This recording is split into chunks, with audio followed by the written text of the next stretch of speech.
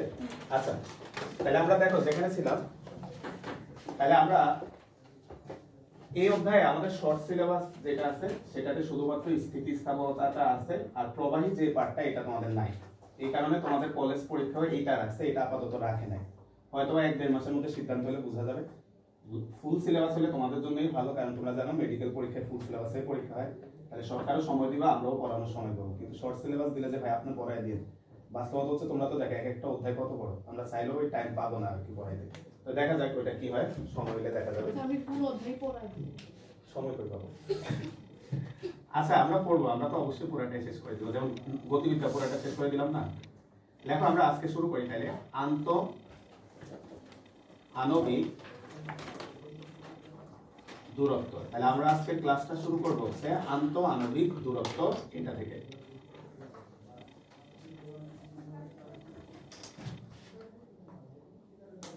কোন ক্লাসে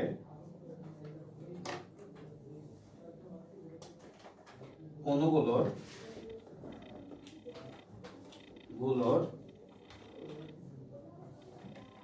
মধ্যবর্তী দূরত্বকে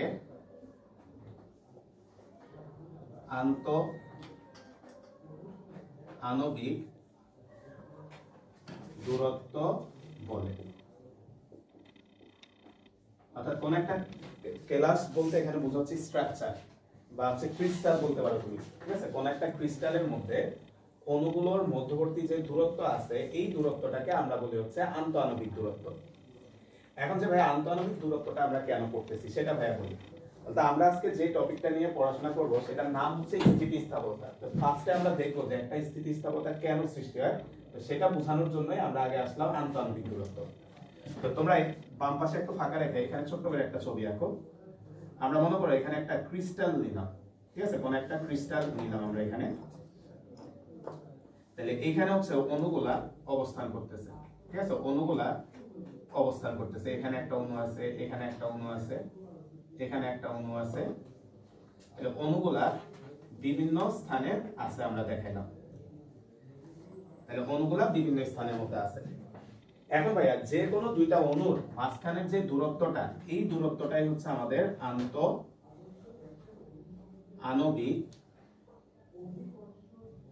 আন্তঃআণবিক দূরত্ব।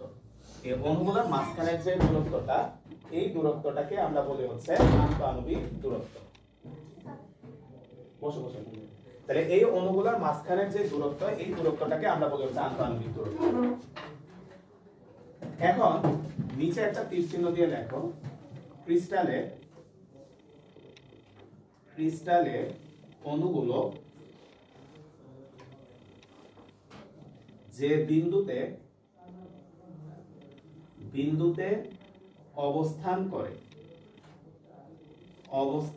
করে তাকে ল্যাটিস বিন্দু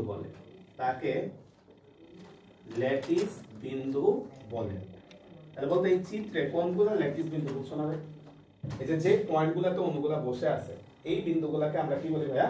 ল্যাটিস বিন্দু। তাহলে এই এদের পাশে আমরা দেখাই দিলাম অণুগুলা যেই পয়েন্টে বসে আছে এদেরকে আমরা বলি হচ্ছে ল্যাটিস বিন্দু। অর্থাৎ কোন একটা ক্রিস্টালে অণুগুলা যে বিন্দুগুলোতে অবস্থান করে তাদেরকে আমরা বলি হচ্ছে ল্যাটিস বিন্দু।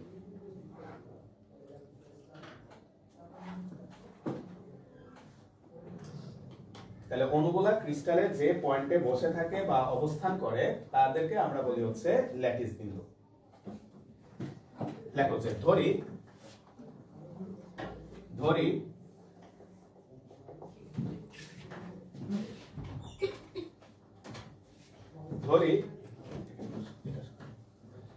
দুটি মধ্যবর্তী আণবিক দূরত্ব, লেখো ধরি দুটি অণুর মধ্যকার আণবিক দূরত্ব সমান সমান হচ্ছে r। ভাই দেখো এখন খুবই ইম্পর্টেন্ট একটা জিনিস আমরা বুঝবো, যারা পরে আসছে এখান থেকে লেখা একটু পরে উঠে নিও। দুটি অণুর মধ্যকার আণবিক দূরত্বটাকে আমরা ধরে নিলাম হচ্ছে r। তাহলে এই জায়গায় আমরা একটা অণু দেখালাম আর এখানে আরেকটা অণু দেখালাম। এখন এই দুইটা অণুর মাঝখানে যে দূরত্বটা সেটা r। এখন দূরত্বটাকে স্থিতিস্থাপকতা ভালো করে বোঝার জন্য মনে করো এই দুইটা অণু একটা স্প্রিং দিয়ে যুক্ত আছে বোঝার সুবিধার্থে, তাহলে তুমি স্থিতিস্থাপকতা একটু ভালোভাবে বুঝতে পারবা। আমরা মনে করলাম এই দুইটা অণু এভাবে একটা স্প্রিং দিয়ে যুক্ত আছে, অর্থাৎ তাদের মধ্যবর্তী যে দূরত্বটা সেটাকে আমরা একটা স্প্রিং এর মতো করে দেখাইলাম। এখন তোমার কাছে ভাই প্রশ্ন, একটা স্প্রিং নিলা, নিয়ে এর দুই প্রান্তে এরকম দুইটা বল যুক্ত করছো, করে রেখে দিছো। তোমার কাছে ভাই প্রশ্ন, স্প্রিং দুইটা কি কোন দিকে, মনে করো ডান দিকে বা বাম দিকে, এটা কি দৌড়াদৌড়ি করবে? না, এরাই জায়গায় স্থির অবস্থায় থাকবে। তাহলে এটাকে আমরা বলি অণুগুলা সাম্য অবস্থায় আছে। কিন্তু তুমি যদি স্প্রিংটাকে একটু টান দাও কিংবা সংকুচিত করো, অণু দুইটা কি স্থির থাকবে কিনা? না। তাহলে ভাইয়া যেই মুহূর্তে অণুগুলা সাম্য অবস্থায় থাকে ভাইয়া, এই দূরত্বটাকে আমরা ধরে নিলাম যে r সমান সমান হচ্ছে r0। তাহলে দেখা হচ্ছে r সমান সমান হচ্ছে r0। অর্থাৎ একটা নির্দিষ্ট দূরত্বে যখন অণুগুলা অবস্থান করবে, অণুগুলা যখন একটা নির্দিষ্ট দূরত্বে অবস্থান করবে, তখন তারা কি অবস্থায় থাকবে ভাইয়া? সাম্য অবস্থায় থাকবে। সেই দূরত্বটাকে আমরা ধরে নিছি কত দ্বারা? r0 দ্বারা। বুঝছি ভাই? ভাইয়া r এবং r0, ভাই আবার বলতেছি, বলতে r এবং r0 দুইটাই হচ্ছে কি বোঝাচ্ছে? আন্তঃআণবিক দূরত্ব। অর্থাৎ আন্তঃআণবিক দূরত্বের একটা নির্দিষ্ট মানের জন্য এরা কি অবস্থায় থাকবে? সাম্য অবস্থায় থাকবে। তাহলে এই অবস্থায় সাম্য অবস্থা, এখানে লিখে রাখো সাম্য অবস্থায় থাকবে, সাম্য অবস্থায় থাকবে। তাহলে এখানে তারা হচ্ছে সাম্য অবস্থায় থাকবে, এখানে তারা হচ্ছে সাম্য অবস্থায় থাকবে। এবার সবার প্রতি রিকোয়েস্ট ভাই, একটু বাইরের দিকে একটু খেয়াল করি, একটু বাইরের দিকে। তুমি কি করলা? এই দুইটা অণুকে, তার আগে ভাইয়াকে বলো তো, আন্তঃআণবিক বল বলে একটা বল আমরা চিনি। দুইটা অণুর মাঝখানে যেই বলটা কাজ করে তাকে আমরা বলি আন্তঃআণবিক বল। এই বলটা আকর্ষণ ধর্মীয় হয়, এই বলটা বিকর্ষণ ধর্মীয় হয়। যেমন ভাইয়া তুমি যদি এই দুইটা অণুকে তাদের স্বাভাবিক অবস্থান থেকে তুমি একটু সংকুচিত করে কাছাকাছি নিয়ে আসো, অর্থাৎ তুমি ছেড়ে দিলে এই দুইটা অণু এখানে থাকবে কিনা? না, কোন দিকে চলে যাবে? বিপরীত দিকে চলে যাবে। তাহলে বলতে এটাকে আকর্ষণ করছে না বিকর্ষণ করছে? বিকর্ষণ। তার মানে তুমি যদি অণু দুইটাকে তার স্বাভাবিক অবস্থান থেকে কাছাকাছি নিয়ে আসো, তখন আন্তঃআণবিক বলটা হয় বিকর্ষণধর্মী। বুঝছি ভাইয়া? আর যদি তুমি এই দুইটা অণুকে এবার ধরে তুমি প্রসারিত করে দূরে নিয়ে গেছো, বলতো ছেড়ে দাও, কি হবে? কাছে চলে আসবে না? তাহলে এখানে কি হয়েছে? আকর্ষণ। তাহলে আকর্ষণ কখন হয়? তুমি স্বাভাবিক অবস্থান থেকে যদি তাকে দূরে নিয়ে যাও, তখন এখানে কি বলের সৃষ্টি হয়? আন্তঃআণবিক আকর্ষণ বলে। আর এই অবস্থায় তাহলে কি হয়? স্থির থাকতেছে। কেন? কারণ আকর্ষণ বিকর্ষণ বল সমান হয়ে গেছে। সমান হয়ে বলতে আকর্ষণ যদি ডানে হয়, বিকর্ষণ কোন দিকে হবে? বামে। তাহলে একটা একটাকে ক্যান্সেল করে দিয়েছে, ক্যান্সেল করে এখানে সাম্য অবস্থায় আছে, তার মানে এখানে কোনো বল নাই। তাহলে আসো আমরা এই পয়েন্টগুলো খুবই ইম্পর্টেন্ট, ট্রিপল স্টার দিয়ে আমরা লিখে দিচ্ছি একটা একটা করে। প্রথম পয়েন্টটা, r ইকুয়াল হচ্ছে r0 হলে, r ইকুয়াল r0 হলে, বলতো ভাই মাত্র বলছি এই অবস্থায় কি হবে? আকর্ষণ আর বিকর্ষণ বল কি হয়? সমান। তাহলে লেখা হলে আকর্ষণ, আকর্ষণ ও বিকর্ষণ বল,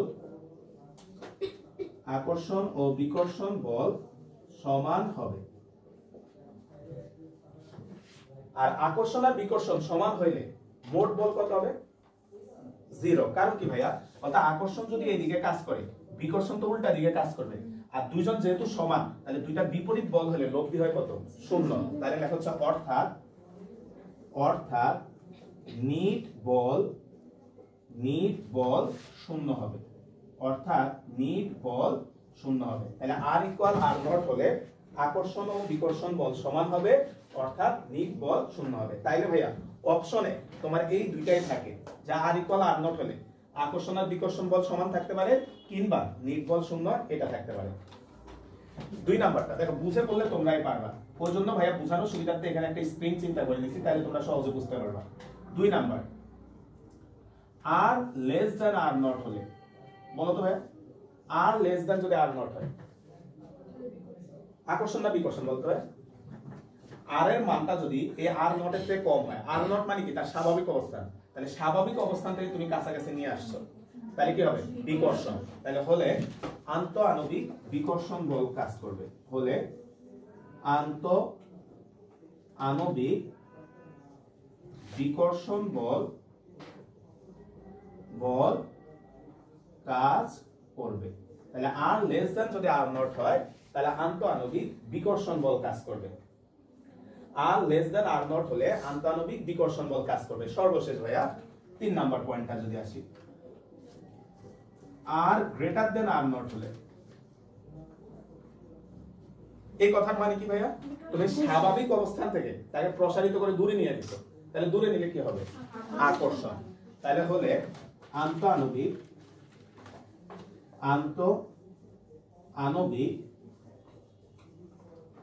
আকর্ষণ বল কাজ করবে।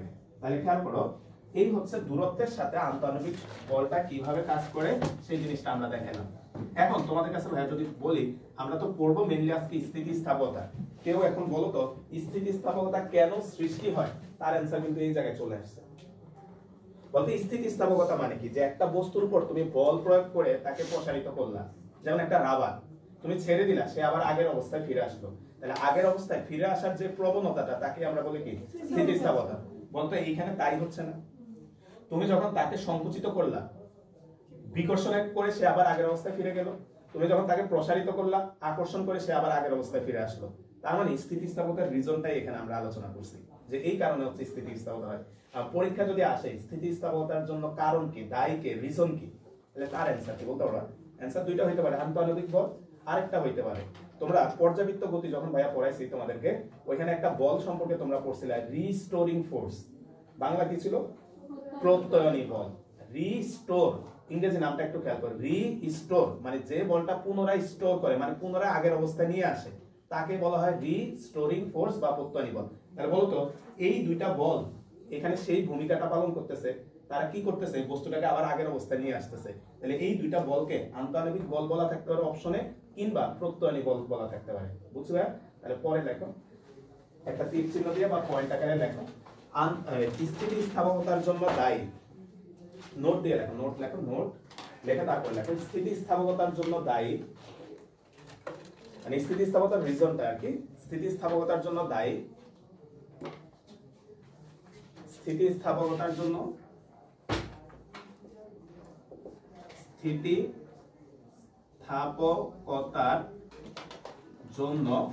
দায়ী, অর্থাৎ কার কারণে স্থিতিস্থাপকতা সৃষ্টি হয়। তাহলে ভাই কি বললাম ভাইয়া? ফার্স্টে বলবো আন্তঃআণবিক বল।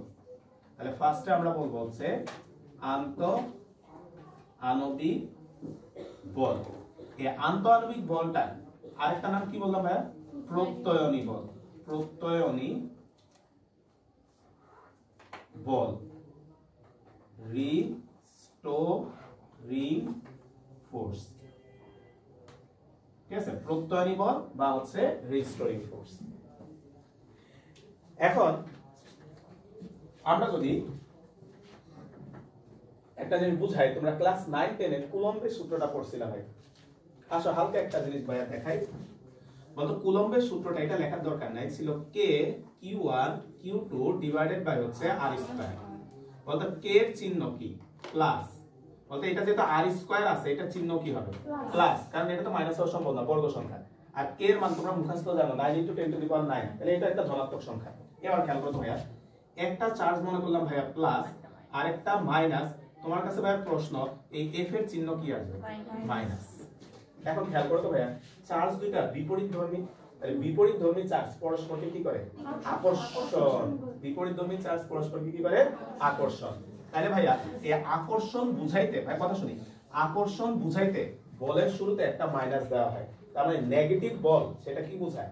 আকর্ষণ। এবার খেয়াল করো তো ভাইয়া, দুইজনে যদি পজিটিভ হইতো, তাহলে এই জায়গায় F এর চিহ্নটা কি আসবে? প্লাস। তাহলে ধনাত্মক বল এটা কি বোঝায়? বিকর্ষণ। তাহলে আসলে আমরা একটা ছবি আঁকি। এইদিকে লেখা হচ্ছে দূরত্ব, এইদিকে লেখা হচ্ছে দূরত্ব r, আর এইদিকে লিখলাম ভাইয়া আন্তঃআণবিক বল। এইদিকে লেখা হচ্ছে আন্তঃআণবিক বল, এইদিকে ভাইয়া লিখলাম হচ্ছে আন্তঃআণবিক বল। একদিকে নিলাম হচ্ছে আমরা দূরত্ব, আর একদিকে নিলাম হচ্ছে আন্তঃআণবিক বল। তাহলে তুমি একটু খেয়াল করো তো ভাইয়া, y অক্ষে ভাইয়া আন্তঃআণবিক বলটাকে নিছি, কারণ দূরত্ব চেঞ্জের সাথে সাথে তো আন্তঃআণবিক বলটা বাড়তেছে বা কমতেছে, আকর্ষণ বা বিকর্ষণ করতেছে। এবার তোমরা ভাইরা বলো তো, ভাই মাত্র বুঝাইছি, বলো তো বল মাইনাস এটা কি বোঝায়? আকর্ষণ। আর বল প্লাস এটা কি বোঝায়? তাহলে বলতো ওয়াই অক্ষের উপরের পাশ আকর্ষণ বোঝাবে না বিকর্ষণ? বিকর্ষণ। আর নিচের পাশ আকর্ষণ, কারণ এই দিকে হচ্ছে নেগেটিভ। তাহলে এই দিকে লিখে রাখবো আমরা বিকর্ষণ, অর্থাৎ এই জায়গায় আমরা বোঝাচ্ছি আন্তঃআণবিক বিকর্ষণ, আর নিচের সাইডে আমরা বোঝাচ্ছি হচ্ছে আন্তঃআণবিক আকর্ষণ। এই জায়গায় বোঝাচ্ছি আমরা আন্তঃআণবিক আকর্ষণ।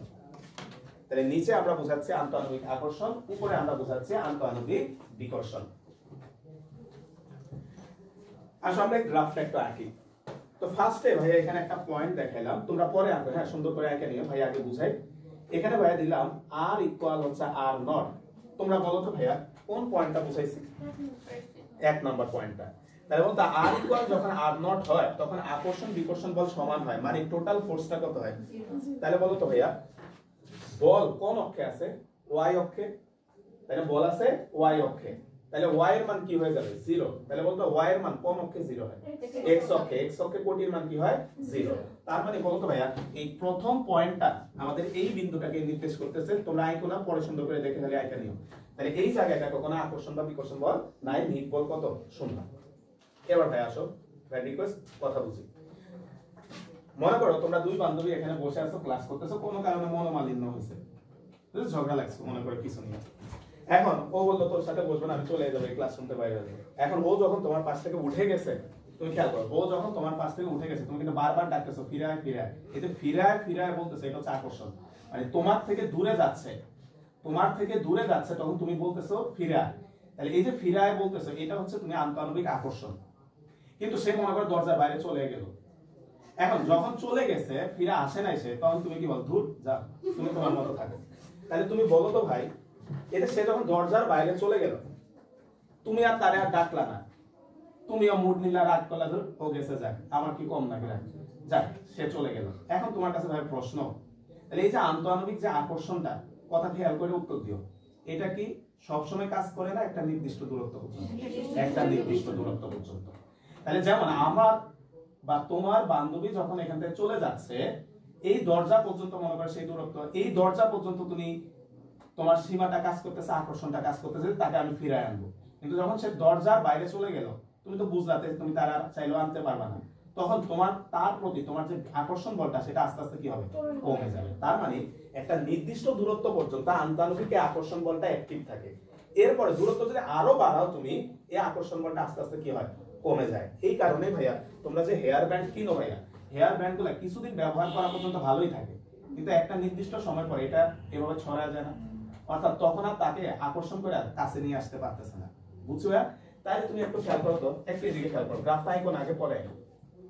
আমরা মনে করো দূরত্বটা বাড়াচ্ছি, তাহলে দূরত্ব বাড়লে এটা কি বল কাজ করে? আকর্ষণ বল। কিন্তু আকর্ষণ বল কতক্ষণ কাজ করে? একটা নির্দিষ্ট সীমা পর্যন্ত। তাহলে তুমি খেয়াল করো, পরে আইকো কপি করো। আমরা দেখো, এই যে দেখো আকর্ষণ বল, এই যে নিচের দিকে তো আকর্ষণ, তাহলে এই দিকে হচ্ছে আর গ্রেটার দেন আর নট। আর তুমি যখন দূরত্বটা বাড়াচ্ছ, দেখো আকর্ষণ বলটা কিন্তু বাড়তেছে, বেড়ে আমরা মনে করলাম এই হচ্ছে সেই নির্দিষ্ট পয়েন্টটা। এখন তুমি কি করলা? এই পয়েন্টের পরেও, তুমি এই পয়েন্টের পরেও দূরত্ব আরো বাড়াচ্ছ। এখন তোমার কাছে ভাই প্রশ্ন, আকর্ষণ বাড়বে না কমবে? কমবে, তাই না? একটা নির্দিষ্ট সীমার পরে, যেমন সে যখন দরজার বাইরে চলে গেছে, তার প্রতি তোমার আকর্ষণ এখন কিন্তু কমা শুরু হবে, তাই না ভাই? তাহলে সে যখন নির্দিষ্ট সীমা অতিক্রম করে চলে যাবে, তাহলে এই সীমাটা বা এই আকর্ষণটা আস্তে আস্তে কি হবে? কমবে। তাহলে দূরত্ব যখন আরো বাড়বে, এই যে দেখো আকর্ষণটা কমতেছে, কমতে কমতে একটা পর্যায়ে সে এত দূরে চলে যাবে, এটা অলমোস্ট জিরোর কাছাকাছি চলে আসবে, যে তার প্রতি তোমার আর কোনো আকর্ষণই কাজ করবে না। বুঝলে? এবার আসো আর লেস দেন আর নট। তাহলে আর এর মান যদি আর নট এর চেয়ে কম হয়, অর্থাৎ এই অংশটাকে আমরা বুঝাচ্ছি আর লেস দেন আর নট, অর্থাৎ এই নির্দিষ্ট মানটা থেকে যদি কম হয়, বলো তো দূরত্ব যত কমবে, বলো তো যত দূরত্ব কমাবে এদের মধ্যে বিকর্ষণ বাড়বে না কমবে? বাড়বে। বিকর্ষণ তত বাড়বে। তাহলে আর লেস দেন আর নট হলে বিকর্ষণ বলটা বাড়বে। তাহলে বলো তো এই যে বিকর্ষণ বলটা তুমি যত দূরত্ব কমাবা, বিকর্ষণ বল এই যে বাড়তেছে। বুঝছি ভাই? তাহলে ছবিটা একটা আঁকা এবার দেখি সুন্দর করে, তোমরা একসাথে আঁকা ফেলো ভাই, হচ্ছে স্টেপ বাই স্টেপ আছে, তোমরা দেখে আঁকা ফেলো।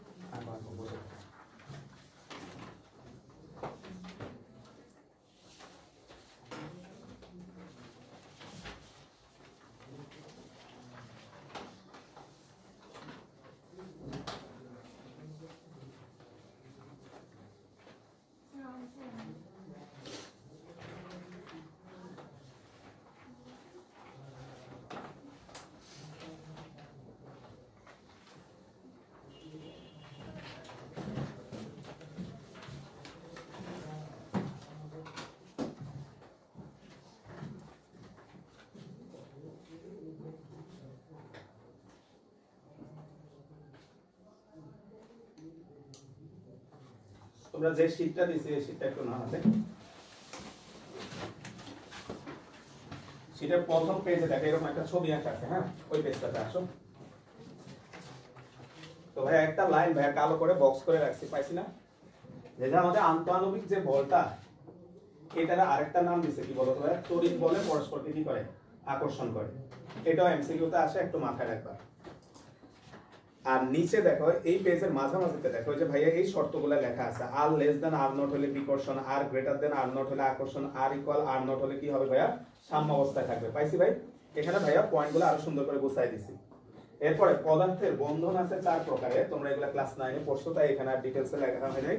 আণবিক বন্ধন, ধাতব বন্ধন, সমযোজী বন্ধন, ভ্যান ডার ওয়ালস বন্ধন, তাই না ভাই? এগুলা পড়ছি আমরা, কেমিস্ট্রিতে ছিল মনে হয়। এরপরে দেখো পদার্থের কিছু বৈশিষ্ট্য আছে, এগুলো স্টার দিয়ে এমসিকিউ লিখে রাখো। কঠিন পদার্থ, তরল পদার্থে এমসিকিউ লিখে রাখো পাশে, এই পদার্থ ধর্মগুলো পড়বা, ঠিক আছে? এমসিকিউ লিখে রাখো কঠিন, তরল, আর পরে পেজে আসে হচ্ছে গ্যাসীয়। এখন তোমরা ভাইরা একটু আইডিয়া করে বলবা তো ভাইয়া, গ্যাস আর কঠিন এই দুটার ক্ষেত্রে একটু বাইরে বলো। গ্যাস আর কঠিন কার মধ্যে আন্তঃআণবিক বলটা কম আর কার মধ্যে বেশি? গ্যাসের মধ্যে কম। কেন কম? আজকে তার ব্যাখ্যা তুমি পাইছো। 9 10 থেকে তো আমাদেরকে এটা মুখস্থ করতাম যে গ্যাসীয় পদার্থের ক্ষেত্রে আন্তঃআণবিক বলটা কম। এখন আজকে আমরা তার ব্যাখ্যা পাইছি কি কারণে। গ্যাসীয় পদার্থের ক্ষেত্রে অণুগুলা অনেক অনেক দূরে অবস্থান করে তার নরমাল অবস্থা থেকে। তাহলে যেহেতু তারা নরমাল অবস্থা থেকে অনেক অনেক দূরত্বে চলে যায়, তার মানে সে সীমার বাইরে চলে গেছে। তাহলে সীমার বাইরে চলে গেলে আন্তঃআণবিক যে আকর্ষণ বলটা সেটা কি হয়ে যায়? কমে যায়। তাহলে বলতো কঠিনে অণুগুলো অনেকটা ক্লোজলি থাকে, তাহলে সেখানে আন্তঃআণবিক বলটা অনেক কি হয়? বেশি হয়। আচ্ছা, এরপরে কঠিনের 4 নম্বর বৈশিষ্ট্য, 3 নম্বর বৈশিষ্ট্যটা একটু দেখো। এটা থেকে একটা এমসিকিউ আসছে ভাই, দেখাচ্ছি কি বলছে। কঠিন পদার্থের অণুগুলো স্থান ত্যাগ করতে পারে না, কিন্তু একই অবস্থানে থেকে কম্পিত হতে পারে। কম্পনের এই শক্তি তার মধ্যে কি শক্তি হিসাবে থাকে ভাইয়া? অভ্যন্তরীণ শক্তি। যেমন পরের পেজে যাও ভাই, কিছু এমসিকিউ দিছি, যতটুকু পড়ছি।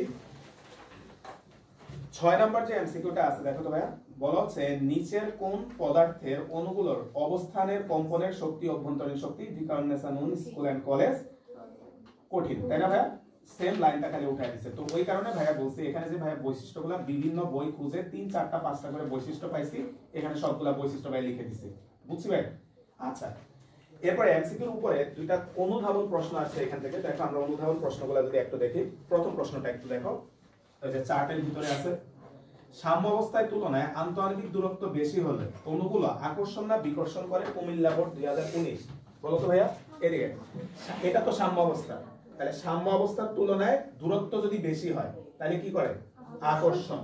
তাহলে এটা আরো সুন্দর হয়, তুমি বলবা যে একটা নির্দিষ্ট সীমা পর্যন্ত এটা আকর্ষণ করবে, এরপর আকর্ষণ বলটা আস্তে আস্তে কি হবে? কমতে থাকবে। নিজের মতো করে ব্যাখ্যা করবা।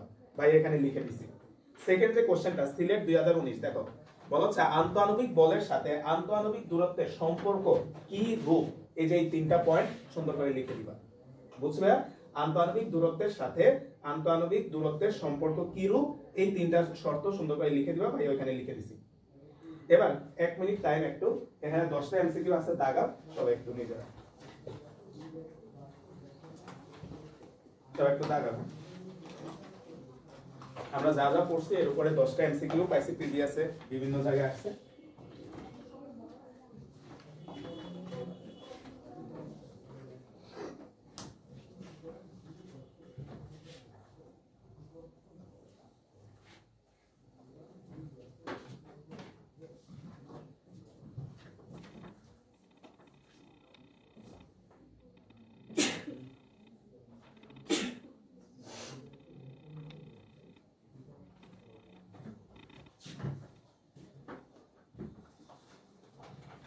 একটু সবাই দাগাও। দাগানো হলে প্রথম পেজের একদম নিচে ভাই এগুলা অ্যানসার দিয়ে দিছি, মিলাই নি।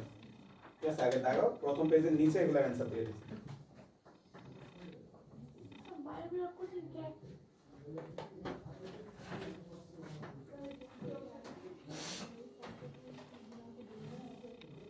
দাগায় প্রথম পেজের নিচে অ্যানসার দেওয়া আছে, মিলাই নি।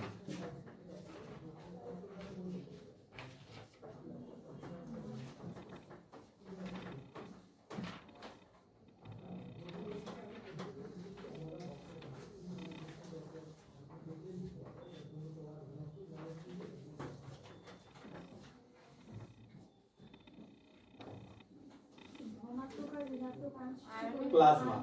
প্লাজমা যখন হয় বস্তু তখন আয়নিত হয়ে যায়, আয়নিত হওয়া মানে সে প্লাস মাইনাস ভাগ হয়ে যায়।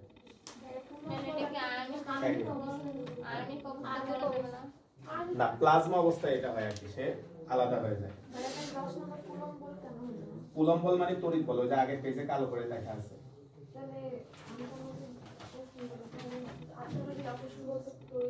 হ্যাঁ, এই যে ওই পেজে লেখা আছে, যেখানে লেখা আছে। কত নাম্বার?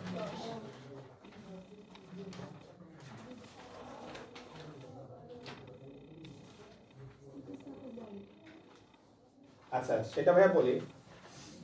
তোমার মেইন রিজনটা স্থিতিস্থাপক যেহেতু, তাই এখানে দুইটা অপশন আছে, এখন দুইটা অপশন তার দাগানো যাবে না, ঠিক আছে? দুইটার মধ্যে মোর অ্যাপ্রোপ্রিয়েট হচ্ছে স্থিতিস্থাপক, তাই এটার অ্যানসার মনে হয় স্থিতিস্থাপক দিয়েছে। আর যেমন তার উপরও আরেকটা কোশ্চেন আছে, যেমন আইডিয়ালে যে কোশ্চেনটা আছে, কোশ্চেন নাম্বার 8, দেখো ওইখানে আবার কি অ্যানসার নিছে? তড়িৎ বল, কারণ ওইখানে অপশনে তড়িৎ বলটাই আছে। বুঝছি ভাই? আসো আমরা এবার আসো ভাইয়া, তাইলে ভাই একটু কথা শোনো, এই পেজটা একটু ভালো করে পড়বা, কারণ তুমি দেখতেছো এখান থেকে তোমার অনুধাবনও আসতেছে, এমসিকিউ আসতেছে। বুঝছি ভাই? এই পেজটা ভালো করে পড়বা। এবার আসো আমাদের অধ্যায়ের মেইন যে পড়াটা স্থিতিস্থাপকতা, সেখান থেকে শুরু করি। দেখো স্থিতিস্থাপকতা, স্থিতিস্থাপকতা এর লেখা হচ্ছে স্থিতিস্থাপকতা। তো ভাই আমরা এখন 5টা সংজ্ঞা লিখবো আর কি, ভাইয়া বলবো তোমরা একটু লেখো, একটা একটা করে বুঝাবো, তারপরে আমরা লিখবো আর কি। তো ফার্স্টে লেখা হচ্ছে স্থিতিস্থাপকতা।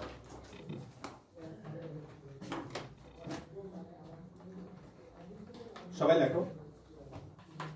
বল প্রয়োগে যদি কোনো বস্তুর বল প্রয়োগে যদি কোনো বস্তুর বল প্রয়োগে যদি কোনো বস্তুর আকার বা আয়তন, বল প্রয়োগে যদি কোনো বস্তুর আকার বা আয়তন বা উভয়ের পরিবর্তন ঘটে, বা উভয়ের পরিবর্তন ঘটে, অর্থাৎ বস্তু বিকৃত হয়, অর্থাৎ বস্তু বিকৃত হয়, অর্থাৎ বস্তু বিকৃত, অর্থাৎ বস্তু,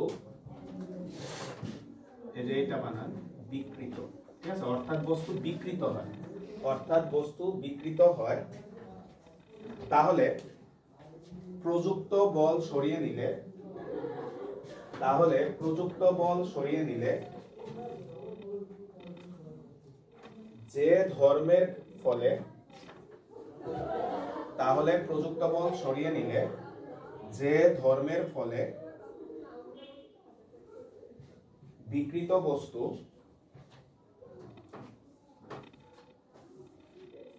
আগের আকার ও আয়তন ফিরে পায়, বিকৃত বস্তু আগের আকার ও আয়তন ফিরে পায়, বিকৃত বস্তু আগের আকার ও আয়তন ফিরে পায়, তাকে স্থিতিস্থাপকতা বলে, তাকে স্থিতিস্থাপকতা বলে, তাকে স্থিতিস্থাপকতা বলে। তার মানে ভাইয়া তোমরা যে সংজ্ঞাটা এবার একটু পড়ো, স্থিতিস্থাপকতাটা হচ্ছে বস্তুর একটা বিশেষ ধর্ম, তাই না ভাইয়া? যে কোনো একটা বস্তুর উপর আমরা বল প্রয়োগ করে যদি তার আকার বা আকৃতির পরিবর্তন করি, তাহলে যে ধর্মের কারণে বস্তুটা তার আগের অবস্থায় ফিরে আসে, অর্থাৎ বস্তুর যে বৈশিষ্ট্যের কারণে সে তার আগের অবস্থায় ফিরে আসে, সেই বৈশিষ্ট্যটাকে আমরা বলি হচ্ছে স্থিতিস্থাপকতা। এবার নিচে একটা তীর চিহ্ন দিয়ে লেখো, যে বস্তুর, আচ্ছা তার আগে তোমাদেরকে, আচ্ছা লেখো তাহলে বুঝতে সুবিধা হবে, যে বস্তুর বাধা দেওয়ার ক্ষমতা বেশি, বাধা দেওয়ার ক্ষমতা বেশি, তার স্থিতিস্থাপকতা বেশি, স্থিতিস্থাপকতা বেশি। তাহলে যে বস্তুর বাধা দেওয়ার ক্ষমতা বেশি তার স্থিতিস্থাপকতা বেশি, এটা একটু বক্স করে রাখো, এটা একটা ইম্পর্টেন্ট লাইন, ভাই বুঝাচ্ছি। যে বস্তুর বাধা দেওয়ার ক্ষমতা বেশি তার স্থিতিস্থাপকতা বেশি। এখন এখানে একটা কমন প্রশ্ন অনুধাবনও আসে, একটা কমন প্রশ্ন এমসিকিউতে আসে, আবার আমরা কমনলি ভুল দাগায় আসে বা ভুল লেখে আসে। সেটা কি? রাবার আর ইস্পাত বা রাবার আর লোহা কার স্থিতিস্থাপকতা বেশি? এখন স্বাভাবিক দৃষ্টিতে মনে হইতে পারে যে রাবারের, কিন্তু ভাইয়া বাধা দেওয়ার ক্ষমতা কার বেশি? লোহার। তার মানে কার স্থিতিস্থাপকতা বেশি? লোহার। কারণ অনুধাবনে যদি আসে যে ইস্পাত রাবারের চেয়ে বেশি স্থিতিস্থাপক, ব্যাখ্যা করো। বা তোমাকে এটাও বলতে পারে রাবার আর ইস্পাতের মধ্যে কার স্থিতিস্থাপকতা বেশি, ব্যাখ্যা করো। তখন রিজনটা হচ্ছে এটা, বুঝছো? তাহলে নিচে লিখে রাখো ইস্পাতের স্থিতিস্থাপকতা রাবারের চেয়ে বেশি। নিচে এটা একটু লিখে রাখো, এটা প্রায় সময় আসে। ইস্পাতের স্থিতিস্থাপকতা, ইস্পাতের স্থিতিস্থাপকতা রাবারের চেয়ে বেশি। এখন পরীক্ষা যদি ব্যাখ্যা আসে, বুঝছো ভাইয়া? ব্যাখ্যায় যে এই লাইনটা হচ্ছে রিজনটা, ওইটা লিখবা। ইস্পাতের স্থিতিস্থাপকতা রাবারের চেয়ে বেশি। এখন বলো তো ভাই, আমরা দুই ধরনের বস্তু আছে, একটা হচ্ছে প্লাস্টিক আর একটা হচ্ছে ইলাস্টিক। এই যে ইলাস্টিক প্লাস্টিক, আমরা যে প্লাস্টিক বলি এই শব্দটা আছে ইলাস্টিক থেকে। এই ইলাস্টিক মানে হচ্ছে স্থিতিস্থাপক বস্তু যারা।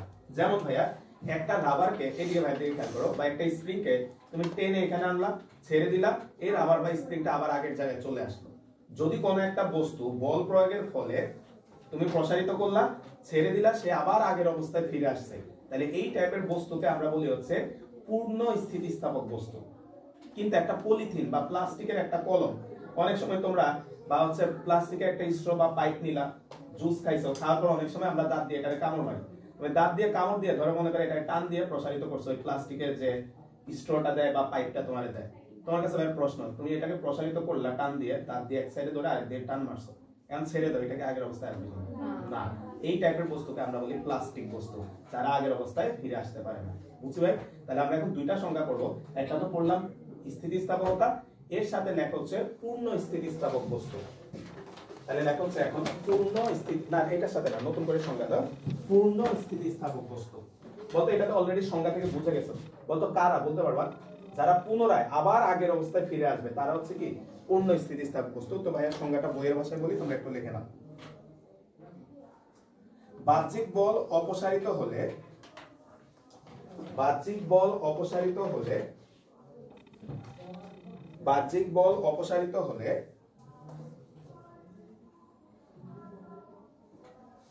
বাহ্যিক বল অপসারিত হলে যদি বিকৃত বস্তু ঠিক আগের, যদি বিকৃত বস্তু ঠিক আগের আকার ও আয়তন ফিরে পায়, যদি বিকৃত বস্তু ঠিক আগের আকার ও আয়তন ফিরে পায়, আকার ও আয়তন ফিরে পায়, তাহলে তাকে, তাহলে তাকে পূর্ণ স্থিতিস্থাপক বস্তু বলে। তাহলে তাকে পূর্ণ স্থিতিস্থাপক বস্তু বলে। অর্থাৎ বাইরে থেকে তুমি যে বলটা প্রয়োগ করছো সেটা সরায় নেওয়ার পরে যদি বস্তুটা পুনরায় সেম জায়গায় ফিরে আসে, তাহলে তাকে আমরা বলবো হচ্ছে পূর্ণ স্থিতিস্থাপক বস্তু। বাহ্যিক বল অপসারিত হলে যদি বিকৃত বস্তু ঠিক আগের আকার ও আয়তন ফিরে পায়, তাহলে ওই বস্তুকে পূর্ণ স্থিতিস্থাপক বস্তু বলে। এরপরে ভাইয়া বলো তো, স্থিতিস্থাপক বস্তুর সাথে ইলাস্টিকের সাথে আরেকটা শব্দ কি বলছি? প্লাস্টিক। আর এটা বাংলা করছে তারা নমনীয় বস্তু। তাহলে লেখো নমনীয় বস্তু, আর ব্র্যাকেটে লেখো প্লাস্টিক। নমনীয় বস্তু না, প্লাস্টিক স্থিতিস্থাপক না, রাবার স্থিতিস্থাপক। যেমন একটা পলিথিন, তুমি এটা টান দাও, এটাকে আবার আগের অবস্থায় ফিরে আসবে না, এর হচ্ছে প্লাস্টিক বস্তু। প্লাস্টিক। তাহলে লেখা হচ্ছে নমনীয় বস্তু, নমনীয় বস্তু, ঠিক আছে, নমনীয় বস্তু। আর এটার পাশে তারা লিখছে হচ্ছে প্লাস্টিক, প্লাস্টিক বস্তু, ঠিক আছে, নমনীয় বস্তু আর পাশে লেখা হচ্ছে প্লাস্টিক বস্তু। সংজ্ঞাটা একটু লেখো, সংজ্ঞাটা একটু লেখো। কোন বস্তুর উপর, কোন বস্তুর উপর, হ্যাঁ নমনীয় বস্তুর সংজ্ঞা লিখতেছি। কোন বস্তুর উপর, কোন বস্তুর উপর বাহ্যিক বল প্রয়োগ করে,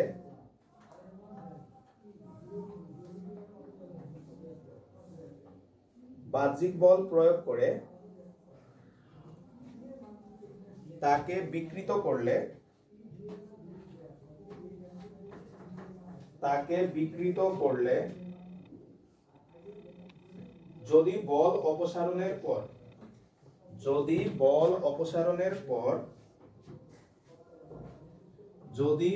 অপসারণের পর বস্তুটি ওই বিকৃত অবস্থা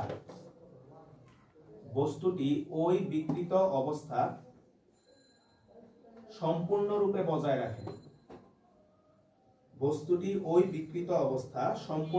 বজায় রাখে,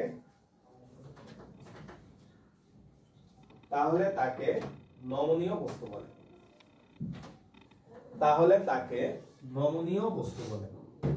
বোঝা গেছে ভাই? বলতো ওইটা ছিল পুরাটা ফিরে আসবে আর এটা ছিল পুরাটা আটকায় থাকবে। যদি পুরাটা ফিরে আসে তাকে বলি আমরা ইলাস্টিক, আর যদি না আসে তাকে বলবো আমরা কি? প্লাস্টিক। এবার আসো ভাই আরেকটা জিনিস বোঝাই, তারপরে ভাই সংজ্ঞাটা লিখে দিচ্ছি। ভাইয়া তোমরা যে হেয়ার ব্যান্ডটা কিনো, বলতো এই হেয়ার ব্যান্ডটা কয়দিন পরে কিন্তু নষ্ট হয়ে যায়, তাই না ভাই? কয়দিন পরে কিন্তু হেয়ার ব্যান্ডটা নষ্ট হয়ে যায়। এখন প্রশ্ন হচ্ছে কেন নষ্ট হয়? আসো ভাই একটু দেখাই কেন নষ্ট হয়। আমরা মনে করলাম এখানে একটা স্প্রিং আছে, হ্যাঁ আগে বুঝো পরে ভাই লিখে দিচ্ছি। এখানে একটা স্প্রিং আছে বা এখানে একটা রাবার আছে, তুমি যাই মনে করো। তুমি কি করলা? এটাকে 1 নিউটন বল প্রয়োগ করলা, ঠিক আছে? এইদিকে আমরা বলগুলা প্রয়োগ করতেছি। 1 নিউটন বল প্রয়োগ করলা, ছেড়ে দিলা, সে পুরোটা আগের অবস্থায় চলে গেছে। কারণ কি স্প্রিং বা রাবার এরা কি বস্তু ভাই? ইলাস্টিক বস্তু। তুমি 2 নিউটন বল প্রয়োগ করলা, সে আবার আগের অবস্থায় চলে গেছে। 3 নিউটন বল প্রয়োগ করে ছেড়ে দিলা, আবার আগের অবস্থায় চলে গেছে। ভাই প্রত্যেকটা বস্তুরই তো একটা ধৈর্যের সীমা থাকে, তাই না ভাই? যেমন তুমি তোমার ফ্রেন্ডের সাথে বসে আছো, বন্ধু বান্ধবীর সাথে বসে আছো, তুমি একটা থাপ্পড় দিচ্ছ, একটা থাপ্পড় দিচ্ছে, কিছু হচ্ছে না। বা বসে আছে হঠাৎ করে একটা থাপ্পড় দিলে সে কিছুই মনে করলো না। কিন্তু থাপ্পড়টা একটু জোরে দিলা, তখন কিন্তু সে একটু রাগ দেখায়। আর একটু জোরে দেখা, তখন তুমি বলো কিন্তু ধৈর্যের সীমা আছে, এরকম একটা কথা বলে উঠো। আর একটু জোরে দিলা, তোমার এখন ধৈর্যের সীমা ভেঙে গেছে, তখন তুমি কিন্তু ঘুরে আরেকটা মাইরা বসো। তার মানে প্রত্যেকটা জিনিসেরই এরকম একটা সীমা আছে। যেমন ভাই এই রাবারের তার জীবন নাই তো কি হয়েছে? তোমার মন চাইলে তুমি আজকে একটু টানতেছো, কালকে আরেকটু টানতেছো, হেয়ার ব্যান্ড দিয়ে চুল বাঁধার সময় পারো না, তাহলে ছিঁড়া ফেলতে পড়ায় মানে। তাহলে বলো তো তারও তো একটা সীমা আছে, তাই না ভাই? তো তুমি এরকম বল বাড়াইতে তুমি 10 নিউটন বল দিছো, খেয়াল করবে প্লিজ। 10 নিউটন বল দিছো, বল ছড়াইছো, সে এখনো আগের অবস্থায় ফিরে গেছে। তো ঝামেলাটা বাড়ছে কখন? তুমি দেখলা গ্রেটার দেন 10 নিউটনের যখন একটা বল দিছো, তুমি দেখলা যে এই হেয়ার ব্যান্ডটা আর আগের অবস্থায় যাচ্ছে না। তোমরা দেখো কিন্তু যে হেয়ার ব্যান্ডটা যখন কিনো, যদি এই শেপের থাকে, কিছুদিন ব্যবহারের পরে সে কিন্তু এরকম শেপ হয়ে যায়। তার মানে তার মধ্যে একটা স্থায়ী বিকৃতি নিয়ে আসছে, সে আর আগের অবস্থায় যাইতে অনীহা প্রকাশ করতেছে। তাহলে তুমি খেয়াল করো, তুমি 10 নিউটন বল প্রয়োগের পর ছেড়ে দিছো, আগের অবস্থায় গেছে। কিন্তু যখনই 10-এর থেকে বড় যে কোনো মানের একটা বল দিচ্ছ, তুমি দেখতেছো যে সে আর আগের অবস্থায় যাচ্ছে না। এই কথার মানে কি? তুমি সীমা অতিক্রম করে চলে গেছো, তাই সে আর আগের অবস্থায় যাচ্ছে না। তাহলে বলো তো এই বস্তুটা কয় নিউটন বল পর্যন্ত স্থিতিস্থাপক ছিল? 10 নিউটন। এর চেয়ে বেশি কোনো বল দিলে কি আর সেই স্থিতিস্থাপক আছে? না। তাহলে এই 10 নিউটন বলটাকে আমরা বলি হচ্ছে তার স্থিতিস্থাপক সীমা। তাহলে সর্বোচ্চ কয় নিউটন পর্যন্ত সে সহ্য করছে? তাহলে সর্বোচ্চ যে বল পর্যন্ত একটা বস্তু পূর্ণ স্থিতিস্থাপক থাকে তাকে বলা হয় স্থিতিস্থাপক সীমা। তাহলে পরের টপিকটার নাম লেখো স্থিতিস্থাপক সীমা। তাহলে পরের টপিকটার নাম লেখা হচ্ছে স্থিতিস্থাপক সীমা। পরের টপিকটার নাম লেখা হচ্ছে স্থিতিস্থাপক সীমা।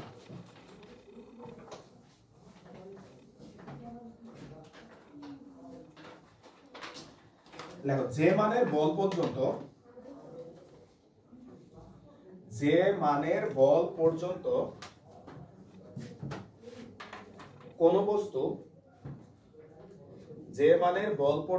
কোন বস্তু পূর্ণ স্থিতিস্থাপক থাকে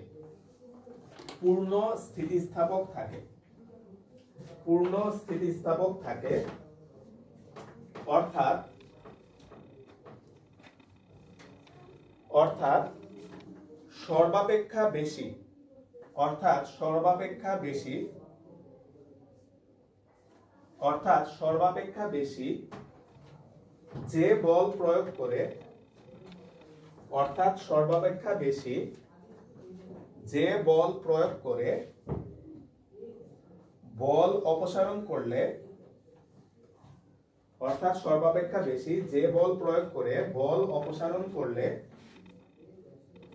বস্তুটি পূর্বের অবস্থায় ফিরে যায়।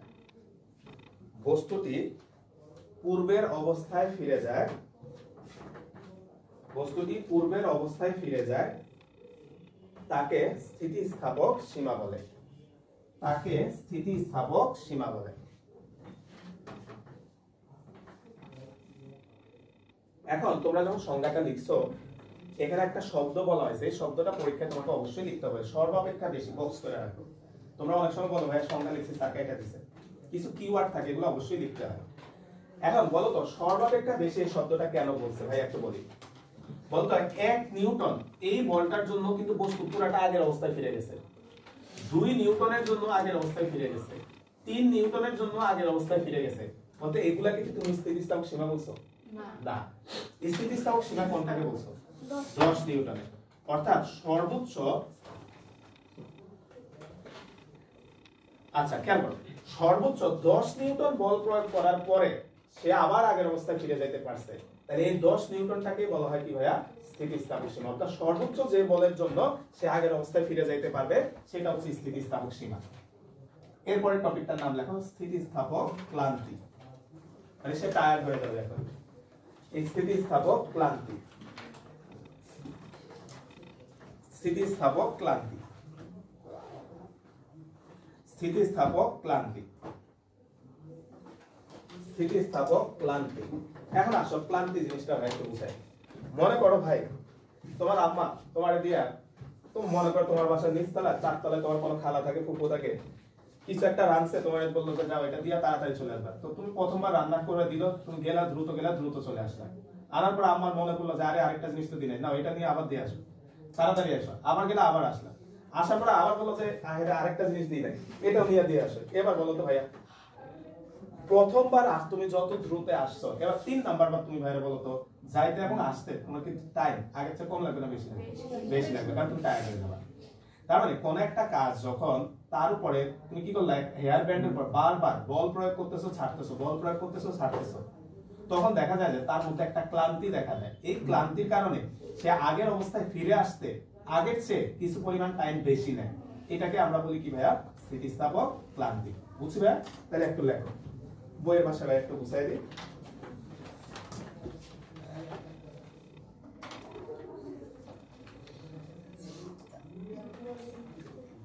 দেখো কোন বস্তু বা তারের উপর, কোন বস্তু বা তারের উপর, কোন বস্তু বা তারের উপর, কোন বস্তু বা তারের উপর ক্রমাগত, ক্রমাগত যে পীড়ন, বোর্ডে লিখে দিচ্ছি, ক্রমাগত পীড়নের হ্রাস বা বৃদ্ধি করলে, পীড়নের হ্রাস বা বৃদ্ধি করলে, পীড়নের হ্রাস বা বৃদ্ধি করলে স্থিতিস্থাপক ধর্ম হ্রাস পায়, স্থিতিস্থাপক ধর্ম হ্রাস পায়, স্থিতিস্থাপক ধর্ম হ্রাস পায়। দাঁড়িয়ে দিয়ে দাও। এর ফলে বল অপসারণ করলে, এর ফলে বল অপসারণ করলে, এর ফলে বল অপসারণ করলে বস্তুটির সাথে সাথে, বস্তুটির সাথে সাথে আগের অবস্থা ফিরে পায় না, বস্তুটির সাথে সাথে আগের অবস্থা ফিরে পায় না, বস্তুটির সাথে সাথে আগের অবস্থা ফিরে পায় না। কমা দিয়ে লেখো কিছুটা দেরি হয়, কমা দিয়ে লেখো কিছুটা দেরি হয়। বস্তুটি আগের অবস্থা ফিরে পায় না, কমা দিয়ে লেখো কিছুটা দেরি হয়, কিছুটা দেরি হয়। দাঁড়িয়ে দিয়ে দাও। বস্তুর এই অবস্থাকে, বস্তুর এই অবস্থাকে স্থিতিস্থাপক ক্লান্তি বলে, বস্তুর এই অবস্থাকে স্থিতিস্থাপক ক্লান্তি বলে, বস্তুর এই অবস্থাকে স্থিতিস্থাপক ক্লান্তি বলে। বুঝা গেল ভাই? আচ্ছা, তো আমাদের লাস্ট সংজ্ঞা ভাইয়া, তারপর আমরা ম্যাথমেটিক্যাল টার্মগুলো আসবে। লেখো বিকৃতি, লাস্ট সংজ্ঞাটা লেখা হচ্ছে বিকৃতি। এটা আমরা এখন বিকৃতি বিকৃতি একটা শব্দ বলতেছি, এখন আমরা সেই শব্দটার সাথে পরিচয় হব বিকৃতি। খেয়াল করো, বিকৃতির সংজ্ঞাটা লেখো, তারপর ভাইয়া বুঝাই দিচ্ছি। আগে একটু সংজ্ঞাটা দেখো। বিকৃতি দেখো, বাইরে থেকে বল প্রয়োগের ফলে, বাইরে থেকে বল প্রয়োগের ফলে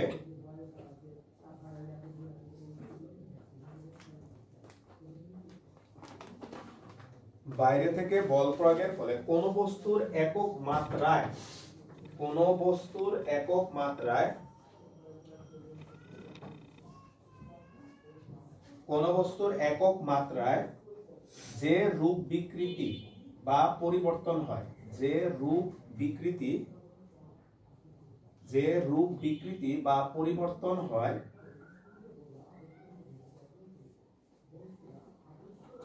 তাকে বিকৃতি বলে, তাকে বিকৃতি বলে। আসো ভাই এবার একটু বুঝাই এখানে কি বলছে। তাহলে এই অধ্যায়ের ম্যাথমেটিক্যাল টার্মগুলো এই সংজ্ঞাটা দিয়ে শুরু।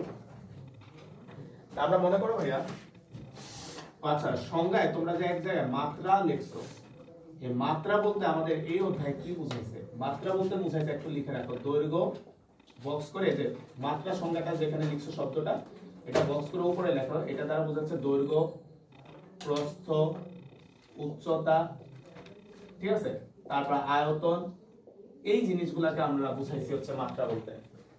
দৈর্ঘ্য, প্রস্থ, উচ্চতা বলতে আয়তনের ভিতরে তিনটাই আছে, তাই না ভাই? তাহলে মাত্রা বলতে এখানে ডাইমেনশন মানে দৈর্ঘ্য, প্রস্থ, উচ্চতা, এই জিনিসগুলোকে বুঝাইছে। এখন আসো ভাইয়া আমরা যদি এটা একটু বুঝাই, আমরা মনে করলাম নিচে একটা ছোট্ট করে ছবি রাখো। আমরা মনে করলাম এখানে একটা বস্তু আছে, ঠিক আছে, এখানে একটা বস্তু আছে, যে বস্তুটার আদি মাত্রা মানে প্রাথমিক অবস্থায় তার যে মাত্রা, আদি মাত্রা সমান সমান হচ্ছে a। আমরা ধরে নিলাম বস্তুটার আদি মাত্রাটা হচ্ছে a। এখন বলো তো ভাইয়া আদি মাত্রা বলতে কি হইতে পারে? আদি দৈর্ঘ্য, আদি প্রস্থ, আদি ক্ষেত্রফল, আয়তন, তাই না ভাইয়া? যে কোনো একটা হইতে পারে। তো আমরা না লিখে আমরা আপাতত লেখা হচ্ছে আদি মাত্রা সমান হচ্ছে a। এবার তুমি কি করলা, এই বস্তুটাকে এই দিক বরাবর একটা বল প্রয়োগ করছো, তুমি এই বস্তুটাকে F বল প্রয়োগ করছো। তাহলে বলো তো রাবারটাকে যখন তুমি F বলে এইদিকে টান মারবে, রাবারটা লম্বা হয়ে যাবে, বড় হয়ে যাবে। তাহলে আমরা ধরে নিলাম সে এখন লম্বা হয়ে এতটুকু হয়েছে, ঠিক আছে, সে এতটুকু লম্বা হয়ে গেছে। তাহলে এটাকে আমরা লিখলাম হচ্ছে শেষ মাত্রা, শেষ মাত্রা সমান সমান হচ্ছে আমরা b দ্বারা প্রকাশ করলাম। তাহলে আমরা মনে করলাম যে এর আদি মাত্রা হচ্ছে a আর শেষ মাত্রাটাকে আমরা ধরে নিলাম হচ্ছে b।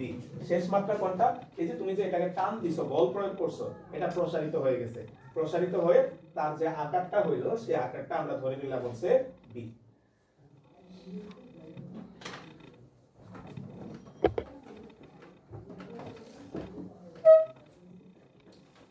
তাহলে লেখা হচ্ছে, ধরি a মাত্রার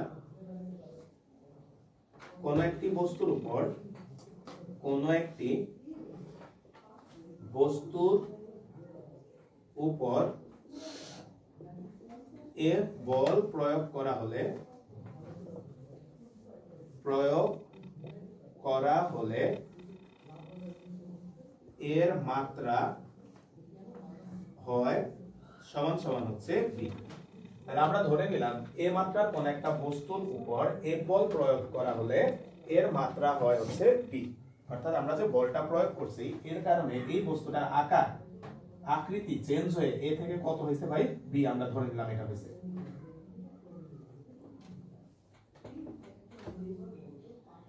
তাহলে বলতো ভাইয়া মাত্রার পরিবর্তন কত?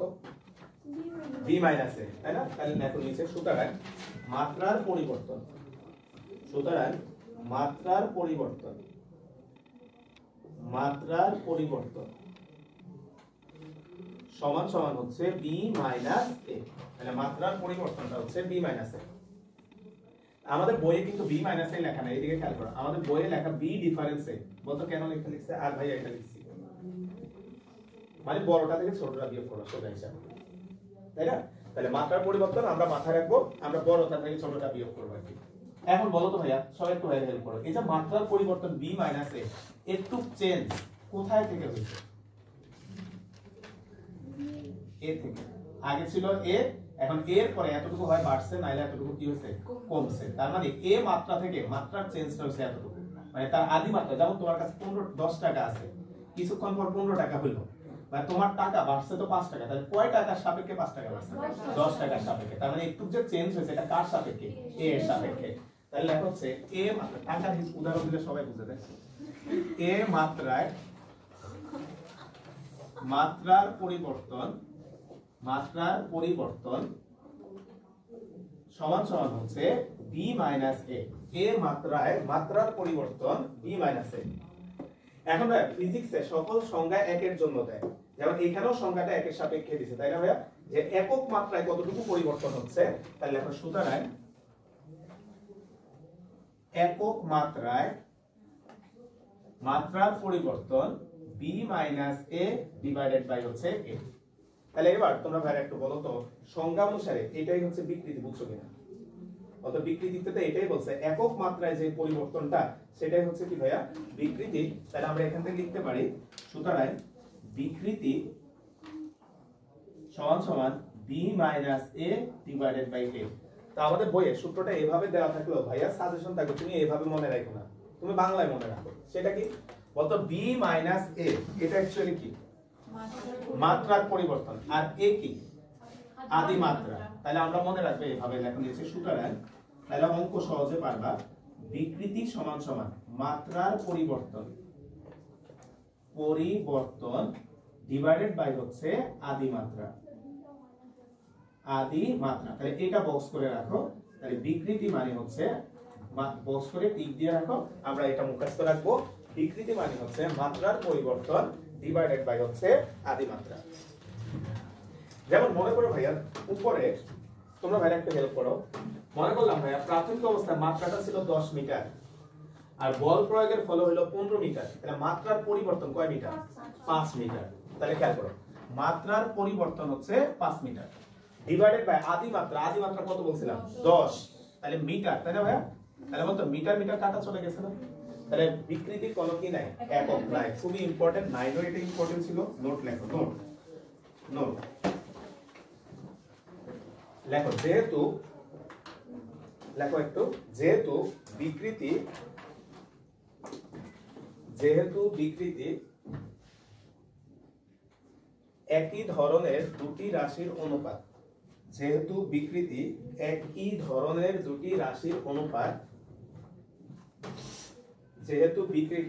একই ধরনের দুটি রাশির অনুপাত, তাই এর কোনো মাত্রা বা একক নেই। যেহেতু বিকৃতি একই ধরনের দুটি রাশির অনুপাত, তাই এর কোনো মাত্রা বা একক নেই। আচ্ছা, এখন এই যে আমরা বিকৃতিটা পড়ছি ভাইয়া, এই বিকৃতিটাকে আমরা টোটাল 3 ভাগে ভাগ করি, ঠিক আছে? তো তোমাদের আমরা একটা চার্ট আঁকবো, ঠিক আছে? একটা চার্ট আঁকবো।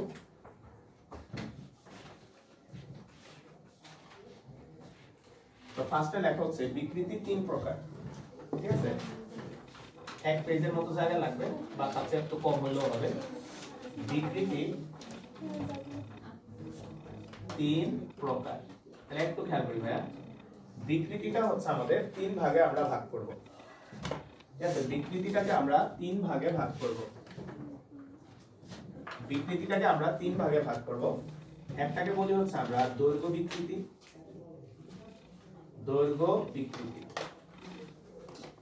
তারপরে একটাকে বলি হচ্ছে আমরা আয়তন বিকৃতি।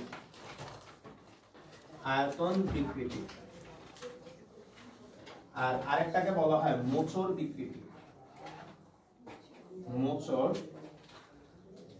বিকৃতি বা আকার বিকৃতি। এটার অনেকগুলো নাম। আকার বিকৃতি, ব্যাবর্তন বিকৃতি, আর আরেকটা হচ্ছে কৃন্তন বিকৃতি।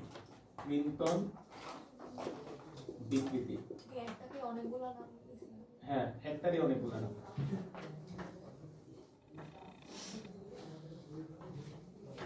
কি একজন অনেকগুলো নাম হয় না? হ্যাঁ, তাহলে ভাইয়া দৈর্ঘ্য বিকৃতি, আয়তন বিকৃতি, মোচড় বিকৃতি, আকার বিকৃতি, ব্যবর্তন বিকৃতি, কৃন্তন বিকৃতি।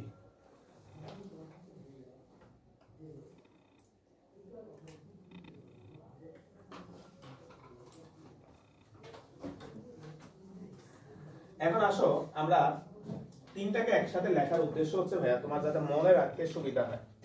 তিনটাকে একসাথে লেখার উদ্দেশ্য হচ্ছে তোমার যাতে মনে রাখতে সুবিধা হয়। কারণ এই অধ্যায়ে দেখতে হচ্ছে অনেক বেশি সংজ্ঞা, তাই না ভাই? এই সংজ্ঞাগুলো যদি বুঝে না পড়ো এগুলো মনে রাখা একটু টাফ, কারণ অনেক সংজ্ঞা এখানে। বলতে একটু আগে আমরা বিকৃতির সংজ্ঞাটা লিখছিলাম। বলতে ওইখানে বলা ছিল কোন বস্তুর উপর বল প্রয়োগে যদি বস্তুর মাত্রার পরিবর্তন হয়, না কথা শোনো, আগের সংজ্ঞাটা একটু দেখো, তাহলে এগুলো মিলাই দিব, তাহলে তোমার মনে রাখতে সুবিধা হবে। আগের সংজ্ঞাটা ছিল যে বাইরে থেকে বল প্রয়োগের ফলে যদি কোনো বস্তুর মাত্রার পরিবর্তন হয়, বলতো মাত্রা আমি এখানে ভাই কি কি লিখছিলাম? দৈর্ঘ্য লিখছিলাম। তাহলে এখন দৈর্ঘ্যের জায়গায়, মাত্রার জায়গায় তুমি দৈর্ঘ্য বলবা, যে কি হবে? তাহলে কোন বস্তুর উপর বল প্রয়োগে যদি বস্তুর দৈর্ঘ্যের পরিবর্তন ঘটে, তাহলে একক দৈর্ঘ্যে যে পরিবর্তন তাকে বলবো কি ভাইয়া? দৈর্ঘ্য বিকৃতি। তাহলে ভাইয়া আগের সংজ্ঞাটা মিলে বলে ফেলতে পারবা। তাহলে বলতো আয়তন বিকৃতির সংজ্ঞাটা কি হবে? কোন বস্তুর উপর বাইরে থেকে বল প্রয়োগের ফলে যদি বস্তুর আয়তনের পরিবর্তন হয়, তাহলে একক আয়তনে যে পরিবর্তন তাকে বলবো কি? আয়তন বিকৃতি। এভাবে সংজ্ঞাগুলো মিলায় পড়বা। তো ভাই একটু বলি বইয়ের ভাষায় পড়ে দেখো, এইদিকে খেয়াল করো, আগে ছবি আঁকো। মনে করো ভাইয়া এখানে একটা বস্তুকে তুমি ঝুলাইছো, ছবিটা আঁকো তারপরে সংজ্ঞা লিখবো। তাহলে এখানে একটা বস্তুকে তুমি ঝুলাইছো, যে বস্তুটার প্রাথমিক দৈর্ঘ্য আমরা মনে করলাম এল, যে বস্তুটার প্রাথমিক দৈর্ঘ্যটা ভাইয়া ধরে নিলাম হচ্ছে এল। এখন তুমি কি করলা? এই বস্তুটাকে এই দিক বরাবর এফ বল প্রয়োগ করছো, তুমি এই বস্তুটাকে এই দিক বরাবর এফ বল প্রয়োগ করছো। এতে কি ঘটলো? এই তারটা বা এই রাবার ব্যান্ডটা কিছুটা লম্বা হয়ে গেল। তাহলে এই রাবার ব্যান্ডটা কিছুটা লম্বা হয়ে এই পর্যন্ত প্রসারিত হলো। তাহলে এখন তার যে আয়তন, সরি তার যে দৈর্ঘ্য, এখন তার যে দৈর্ঘ্য সেটা মনে করলাম আমরা এল প্রাইম। এখন তার যে দৈর্ঘ্য সেটা আমরা মনে করলাম হচ্ছে এল প্রাইম। এখন তার যে দৈর্ঘ্য সেটা আমরা ধরে নিলাম হচ্ছে এল প্রাইম। অর্থাৎ একটা তার ছিল, যে তারটা প্রাথমিক দৈর্ঘ্য এল, তুমি বল প্রয়োগ করছো, বল প্রয়োগের কারণে এর দৈর্ঘ্য বৃদ্ধি পাইছে। বৃদ্ধি পায় কত হয়েছে ভাইয়া?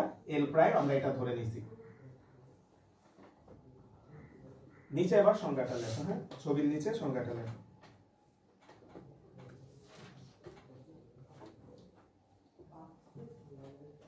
কোন বস্তুর উপর বাইরে থেকে বল প্রয়োগের ফলে,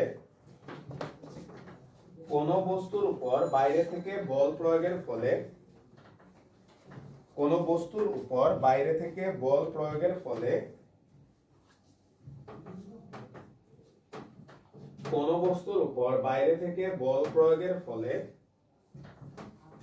কোন বস্তুর উপর বাইরে থেকে বল প্রয়োগের ফলে যদি এর দৈর্ঘ্যের পরিবর্তন ঘটে, যদি এর দৈর্ঘ্যের পরিবর্তন ঘটে,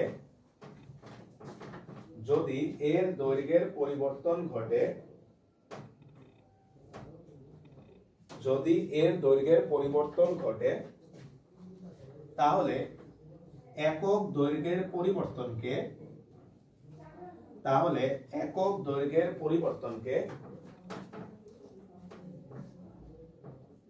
তাহলে একক দৈর্ঘ্যের পরিবর্তনকে দৈর্ঘ্য বিকৃতি বলে। তাহলে একক দৈর্ঘ্যের পরিবর্তনকে দৈর্ঘ্য বিকৃতি বলে। আসলে আমরা নিচে লেখো। সুতরাং দৈর্ঘ্য বিকৃতি, দৈর্ঘ্য বিকৃতি। ভাই তোমরা একটু বাইরে হেল্প করো। একটু আগে আমরা বিকৃতির সূত্রটা পড়ছি, সেটা কি ছিল বলতো ভাইয়া? মাত্রার পরিবর্তন ডিভাইডেড বাই আদি মাত্রা। বলতো মাত্রার পরিবর্তনটা আমরা যদি এখানে লিখি, তাহলে এল প্রাইম মাইনাস এল, মাত্রার পরিবর্তন মানে দৈর্ঘ্যের পরিবর্তন, ডিভাইডেড বাই আদি মাত্রা মানে আদি দৈর্ঘ্য কত? এল। এখন এই যে এল প্রাইম মাইনাস এল, এটাকে লেখা হয় স্মল এল দ্বারা। এই অধ্যায়ে এক কথা শুনি, এই অধ্যায়ে পরিবর্তনগুলোকে স্মল লেটার দ্বারা প্রকাশ করে আর প্রাথমিকগুলোকে ক্যাপিটাল লেটার দ্বারা প্রকাশ করে। তাহলে স্মল এল ডিভাইডেড বাই হচ্ছে ক্যাপিটাল এল। ফাইনালি আমরা এটা মুখস্থ রাখবো। সুতরাং দৈর্ঘ্য বিকৃতি, দৈর্ঘ্য বিকৃতি সমান হচ্ছে small L by capital L. আমরা পরিচয় দিয়ে দিচ্ছি, স্মল এল হচ্ছে দৈর্ঘ্যের পরিবর্তন, পরিবর্তন, আর ক্যাপিটাল এল হচ্ছে প্রাথমিক দৈর্ঘ্য। প্রাথমিক বা হচ্ছে আদি দৈর্ঘ্য।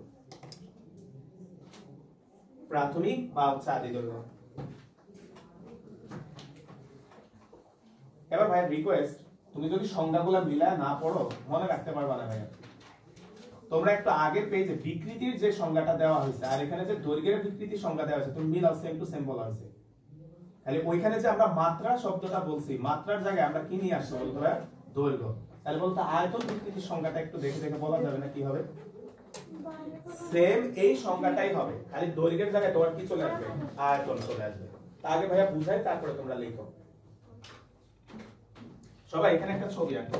আমরা মনে করলাম এখানে একটা গোলাকার বেলুন আছে, এই বেলুনটার উপর তুমি বাইরে থেকে বল প্রয়োগ করতেছো।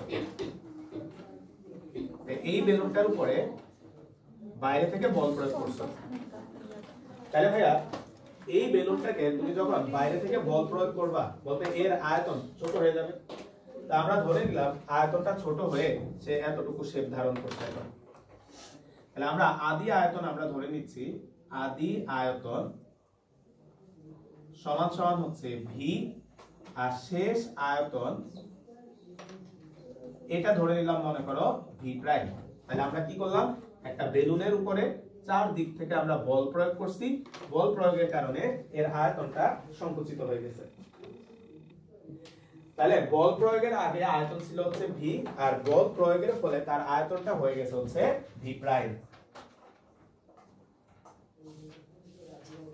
এখন ভাই সংখ্যাটা সেম আগেরটা একটু কষ্ট করে দেখে দেখে লিখে ফেলো। খালি দৈর্ঘ্যের জায়গায় আয়তন লিখবা, একটু লিখে ফেলো খাতায়। সেম আগেরটা দেখে দেখে লেখো, খালি দৈর্ঘ্যের জায়গায় আয়তন লিখবা।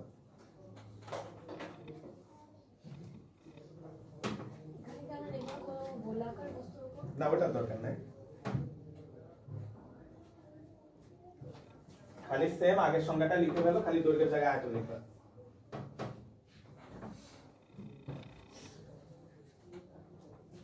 কোন বস্তুর উপর বাইরে থেকে বল প্রয়োগের ফলে যদি এর আয়তনের পরিবর্তন ঘটে তাহলে একক আয়তনের পরিবর্তনকে আয়তন বিকৃতি বলে।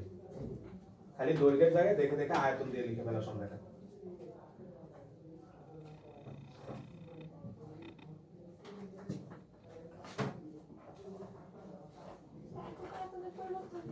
হ্যাঁ একটা আগেরটা দেখে দেখে লেখো, খালি দৈর্ঘ্যের জায়গায় আয়তন লেখো। কোন বস্তুর উপর বাইরে থেকে বল প্রয়োগের ফলে যদি এর আয়তনের পরিবর্তন ঘটে তাহলে একক আয়তনের পরিবর্তনকে আয়তন বিকৃতি বলে। তাহলে একক আয়তনের পরিবর্তনকে আয়তন বিকৃতি মানে আয়তনের পরিবর্তন হলেই হবে। বুঝছি ভাই? এবার আসো ভাই আমরা যদি এখানে আসি তাহলে নিচে লেখো, সুতরাং আয়তন বিকৃতি বিকৃতি সমান সমান V minus V prime divided by V. বলতে এখানে তোমার কাছে একটা উল্টা মনে হতে পারে যে ভাই এখানে এল প্রাইম মাইনাস এল, ওখানে ভি মাইনাস ভি প্রাইম কেন বলতে পারি? আমরা হচ্ছে বড়টা থেকে ছোট হইতে বলছিলাম না যে ওই যে বইয়ের ডিফারেন্স ছিল, মনে আছে কিনা ভাই? ওই যে বি মাইনাস এ যখন লিখছিলাম আমি বলছিলাম বইয়ে এটা ছিল বি ডিফারেন্স এ, অর্থাৎ তুমি বড়টা থেকে ছোটটা বিয়োগ দিবা কি। তাহলে বড় তো হচ্ছে ভি আর ছোট হচ্ছে কি ভি প্রাইম। তাহলে এখানে লেখো তাহলে ভি মাইনাস ভি প্রাইম, এটা স্মল ভি লেখো আর নিচেরটাকে একটু ক্যাপিটাল করে লেখো ক্যাপিটাল ভি। তাহলে এটা হচ্ছে আমাদের আয়তন বিকৃতি। সুতরাং আয়তন বিকৃতি, আয়তন বিকৃতি small V by capital V. Small V এটা হচ্ছে আয়তনের পরিবর্তন, আয়তনের পরিবর্তন, এটা হচ্ছে আয়তনের পরিবর্তন। আর ক্যাপিটাল করে আরেকটা ভি লেখো, সেটা হচ্ছে আদি বা প্রাথমিক আয়তন। আদি বা হচ্ছে প্রাথমিক আয়তন। তাহলে এটা হচ্ছে আদি বা হচ্ছে প্রাথমিক আয়তন। এবার আসলে লাস্টের যেটা আছে আমাদের মোচড় বা আকার বা ব্যবর্তন। এটা বোঝানোর জন্য একটা বই লাগবে। বই আছে কারো? একটা হইলেই হবে, একটা বই দিলে হবে।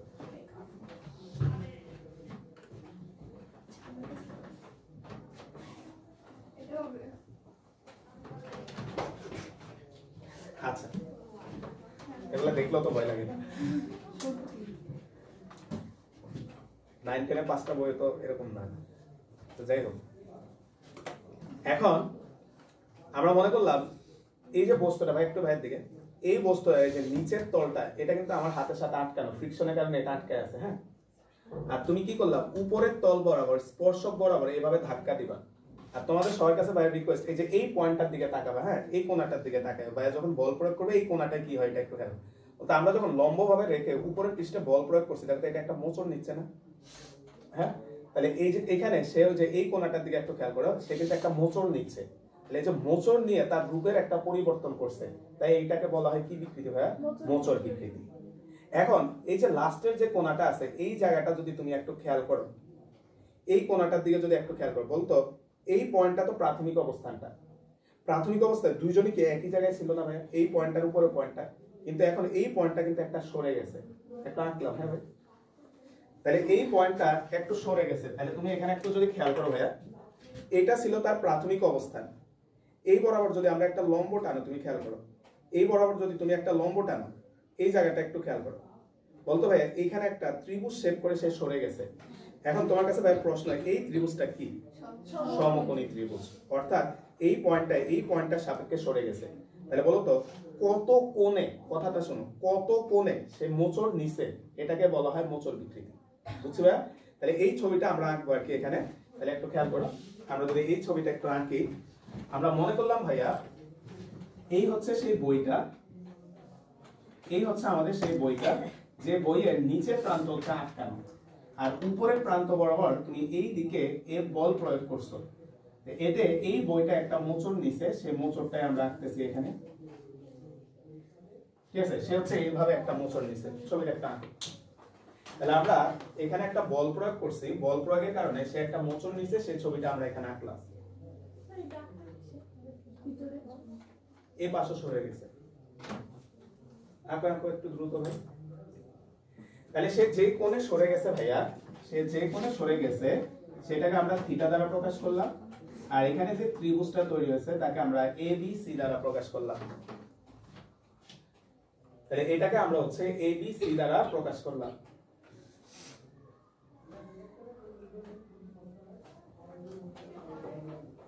তাহলে এটাকে আমরা এ বি সি দ্বারা প্রকাশ করলাম। এবার তোমরা একটু সংখ্যাটা দেখো,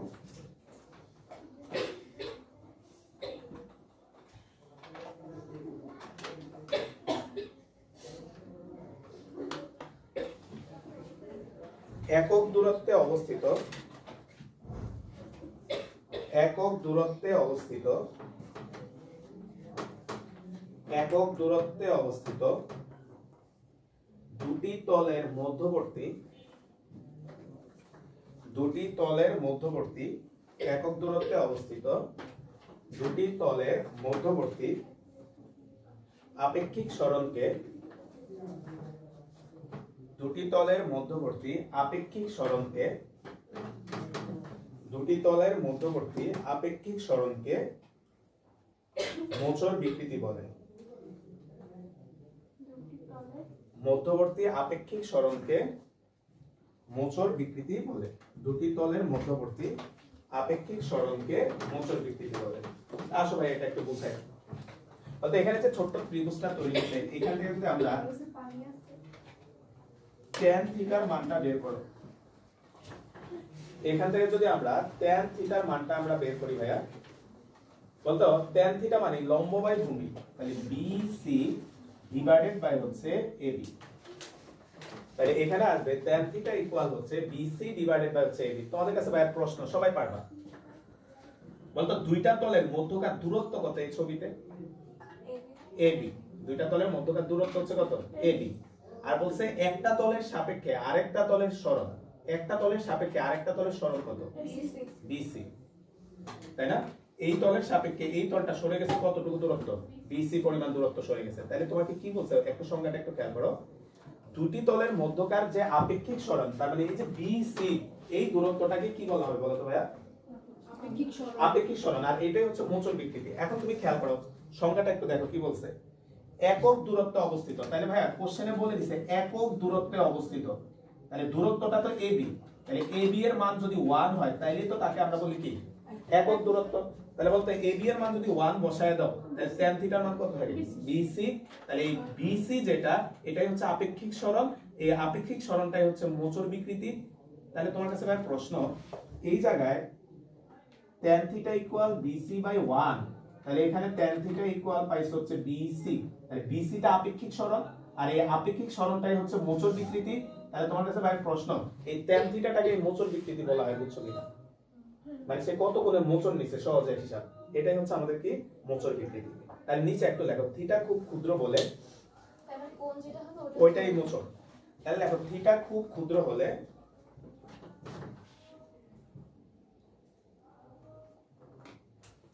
থিটা খুব ক্ষুদ্র হলে tan theta equivalent to theta সমান সমান হচ্ছে মোচড় বিকৃতি। মোচড় বিকৃতি। তাহলে ভাইয়া রেডিয়ান এককে তোমার থিটার মান যখন খুবই ক্ষুদ্র হয়, tan থিটা আর থিটা এই দুইটা মান সেম থাকে।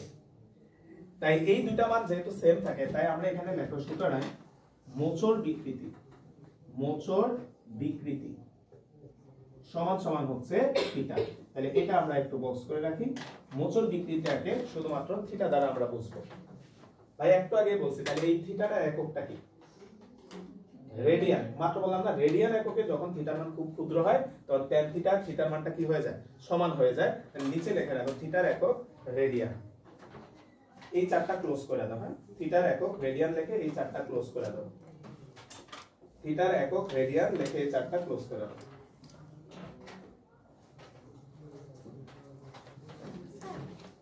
বিসির মতো ইউনিট অ্যান্টিটাও হয়েছে।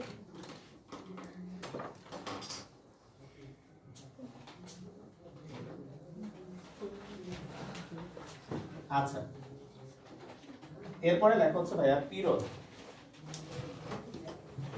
এরপরে টপিকটার নাম লেখা হচ্ছে পীড়ন। এরপরে টপিকটার নাম লেখা হচ্ছে পীড়ন। আচ্ছা, এখন পীড়নটা কি ভাই একটু বলি। তুমি মনে করো একটা রাবারকে বা একটা স্প্রিংকে তুমি বল প্রয়োগ করে তুমি তাকে প্রসারিত করার চেষ্টা করতেছো। এদিকে খেয়াল করো, তুমি বল প্রয়োগ করে একটা রাবারকে বা স্প্রিংকে প্রসারিত করার চেষ্টা করতেছো, তখন তুমি ফিল করবা কেউ মনে হয় তোমাকে পিছনের দিকে টানতেছে, তাই না ভাই? কি কারণে সে পিছনের দিকে টানতেছে? সে চাইবে তার এই পরিবর্তনটাকে বাধা দিতে। এই কারণে তুমি যখন তোমার বলটা সরাও, সে সাথে সাথে পিছনের দিকে চলে যায়। তাহলে এই যে একটা স্প্রিং এর ভিতরে বাধাদানকারী যে বলটা সৃষ্টি হয় তাকে কি বলা হয় ভাইয়া? পীড়ন। তাহলে একটু লেখো, বইয়ের ভাষায় ভাই একটু বলি।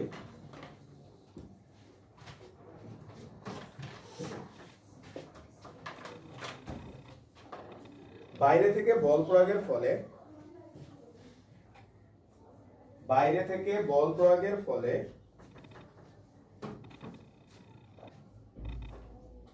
বাইরে থেকে বল প্রয়োগের ফলে কোন বস্তুর আকার বা দৈর্ঘ্য বা আয়তনের বাইরে থেকে বল প্রয়োগের ফলে কোন বস্তুর আকার বা দৈর্ঘ্য বা আয়তনের পরিবর্তন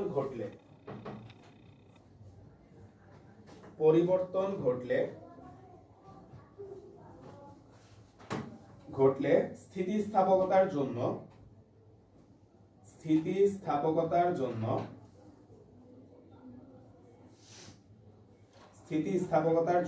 বস্তুর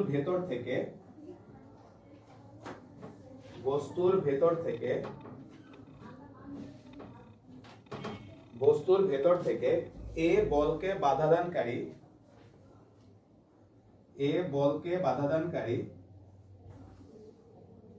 বাংলায় লেখো, বাংলায়।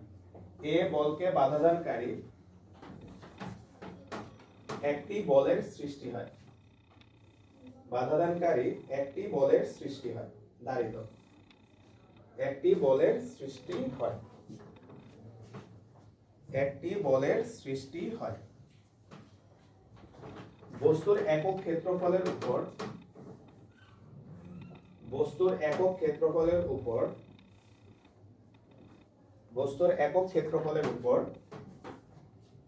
লম্বভাবে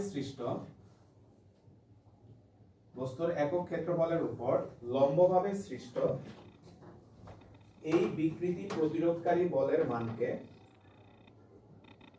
এই বিকৃতি প্রতিরোধকারী বলের মানকে এই বিকৃতি প্রতিরোধকারী বলের মানকে পীড়ন বলে। এখন ভাইয়া পরীক্ষায় এত বড় সংখ্যাটা যদি না লিখতে পারো লাস্টের লাইনটা লিখলে হবে, যে দাড়ি যেখানে দিছো প্রতিরোধকারী বলের মানকে পীড়ন বলে, দাড়ি যেখানে দিছে এরপর থেকে লাস্ট পর্যন্ত লিখলে হবে।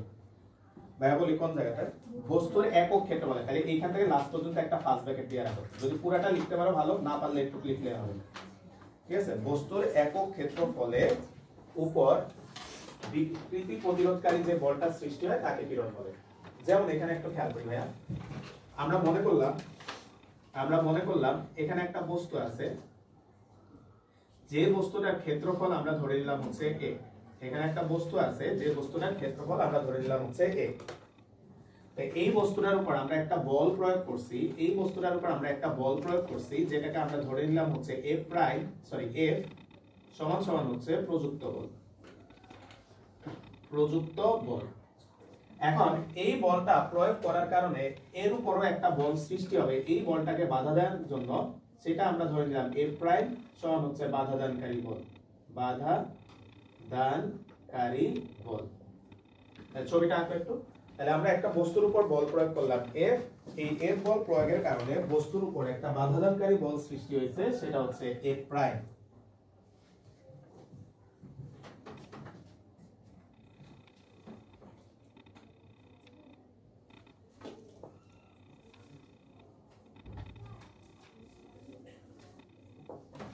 তাহলে আমরা যদি লিখি যে ধরি a ক্ষেত্রফলে সৃষ্ট বিকৃতি প্রতিরোধকারী বল সমান হচ্ছে f'। তাহলে সুতরাং একক ক্ষেত্রফলে সৃষ্ট বিকৃতি প্রতিরোধী বল সমান হচ্ছে f'/a। এখন ভাই তোমরা যদি সংজ্ঞা মিলাও, সংজ্ঞা কিন্তু এটাই বলছে যে একক ক্ষেত্রফলে বিকৃতি প্রতিরোধকারী যেই বলটা সৃষ্টি হয় তাকে বলা হয় কি ভাইয়া?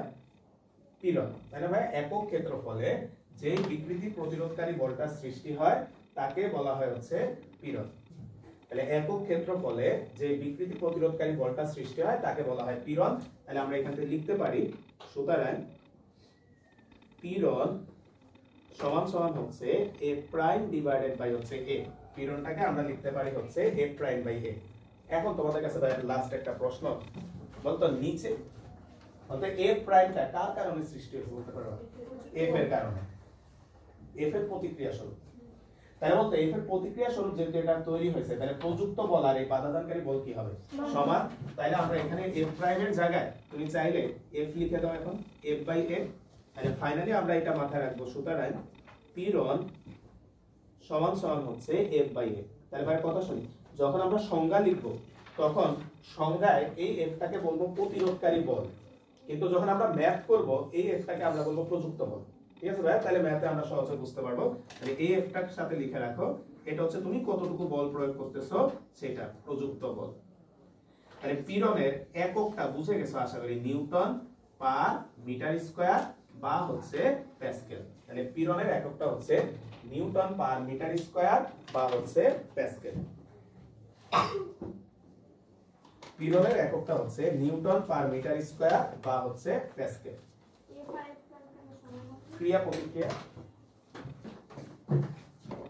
নিচে একটা নোট লেখা, আমাদের 5 মিনিট লাগবে, আমরা শেষ করতেছি। নিচে একটা পয়েন্ট লেখা, তীর চিহ্ন দিয়ে একটা পয়েন্ট লেখা বা নোট লেখা, যাই লেখা না কেন। কোন বস্তুর পীড়ন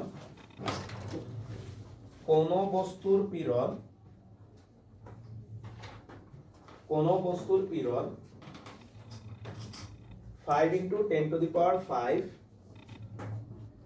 বস্তুর পীড়ন 5 × 10⁵ newton per metre square, 10⁵ inverse না, 10⁵ নিউটন পার মিটার স্কয়ার বলতে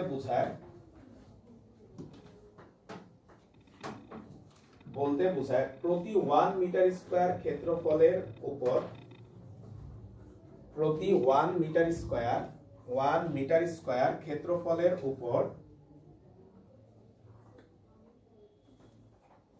লম্বভাবে সৃষ্ট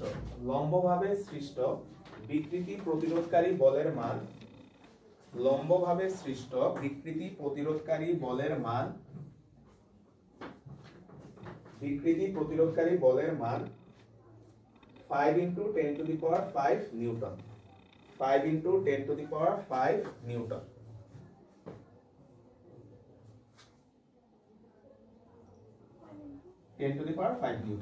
বুঝছো ভাই? আমরা ছোট্ট দুইটা সংজ্ঞা লিখে শেষ করতে দেখো অসহ বল দেখো অসহ বল বা হচ্ছে এটাকে অনেক সময় ভার বলে। অসহ বল বা হচ্ছে ভার, অসহ বল বা ভার। এটা কি জিনিস ভাই আগে একটু বুঝাই। মনে করো ভাইয়া এখানে একটা রাবার আছে বা স্প্রিং আছে, কথা শুনো। তুমি 1 নিউটন 2 নিউটন 3 নিউটন 4 নিউটন এরকম করে এই রাবারটাকে টানতেছো। একটা পর্যায়ে তুমি দেখলা 10 নিউটন বল যখন প্রয়োগ করছো সাথে সাথে এই রাবারটা ছিঁড়ে গেছে। তাহলে খেয়াল করো ভাইয়া, 10 নিউটন বল প্রয়োগের সাথে সাথে এটা ছিঁড়ে গেছে। এখন তোমার কাছে প্রশ্ন, যদি 11 12 13 যে কোনো নিউটনের বল এখানে প্রয়োগ করা হইতো, এটা ছিঁড়তো কিনা? অবশ্যই ছিঁড়তো। তাহলে যেই বলগুলা প্রয়োগ করা হইলে এটা ছিঁড়ে যাইতো, তার মধ্যে সর্বাপেক্ষা কম বল কত? 10। এই 10 নিউটনটাকে বলে অসহ বল। অর্থাৎ সর্বাপেক্ষা কম যে বলের ক্রিয়ায় একটা বস্তু ছিঁড়ে যায় তাকে কি বলা হয়? অসহ বল। এটা বইয়ের ভাষায় একটু সংজ্ঞাটা লেখো। সর্বাপেক্ষা কম যে বলের ক্রিয়ায়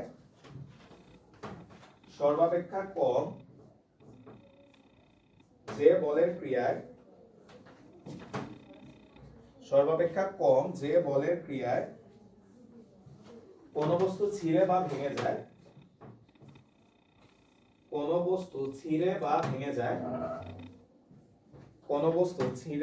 ভেঙে যায়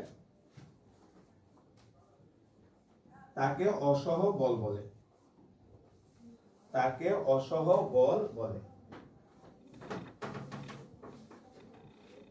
এরপর আজকে সর্বশেষ অসহ পীড়ন। স্থিতিস্থাপক সীমার মধ্যে বস্তু ছিঁড়ে নাই, বস্তু আবার আগের অবস্থায় ফিরে গেছে, আর এখানে বস্তু ছিঁড়ে গেছে। লেখো অসহ পীড়ন।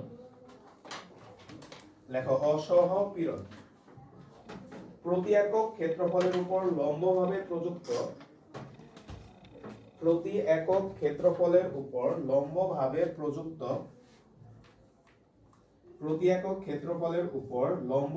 প্রযুক্ত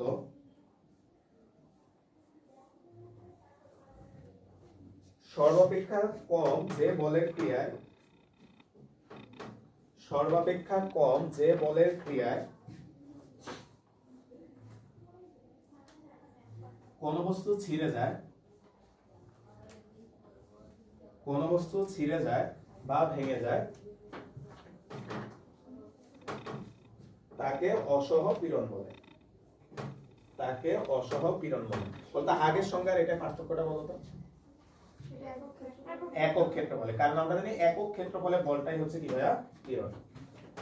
তো ঠিক আছে ভাইয়া, এই অধ্যায়ের থিওরি একদমই কম।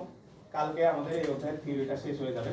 আমাদের বিকাল মেসে যারা আছে তাদের সিলেবাসে যোগ আছে আর কি, থিওরিটা কালকে শেষ হয়ে যাবে।